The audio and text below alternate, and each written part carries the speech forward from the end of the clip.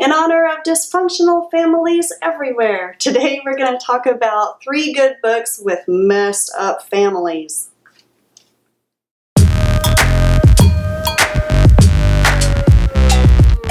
So not every family unit is sunshine and roses. What? So today we're going to talk about 3 good books that look at the worst of the worst as far as dysfunctional families go. Let's dive right in. Number 1, The Prince of Tides by Pat Conroy.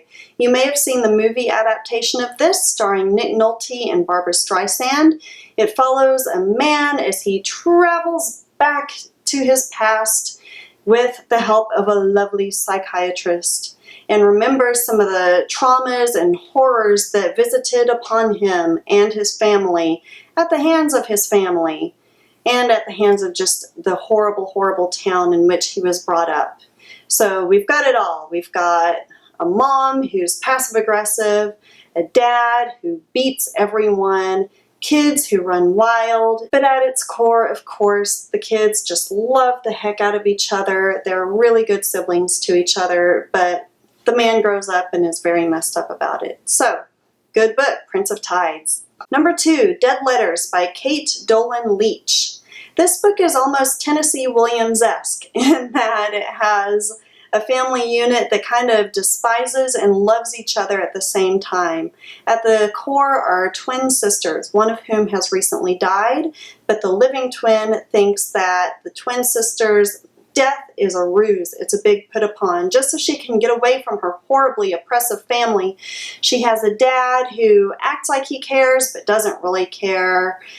She has a mom who's suffering from dementia who alternates between saying, "I love you, my baby girl," and then, "I hate you, I wish you had never been born, you're the worst ever." So that kind of push-pull between love and hate is really hard on a person.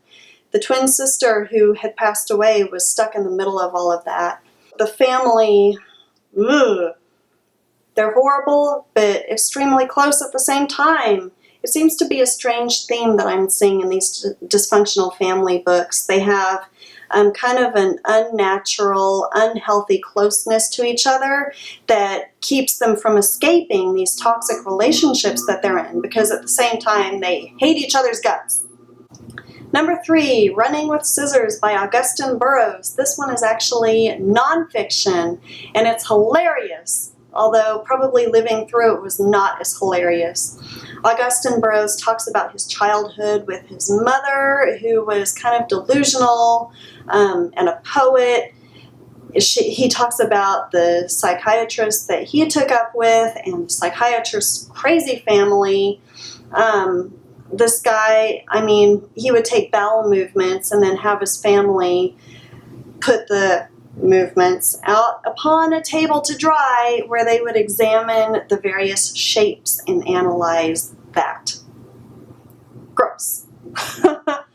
This was made into a movie. I never saw the movie. I heard it was kind of so-so, kind of curious, but it just makes me really want to read the book all over again. Augustin Burroughs grew up to be obviously a gifted ad man and author. He has some other really good books as well that I highly recommend, including Dry, in which he talks about his tumble down into and scraping climb out of alcoholism. So let's hear it for all of the horrible families out there and celebrate them with a good read. Let me know if you have any recommendations for good books with horrible families. I'll be more than happy to read them. All right, thanks for watching, guys. I'll catch you next time. Bye.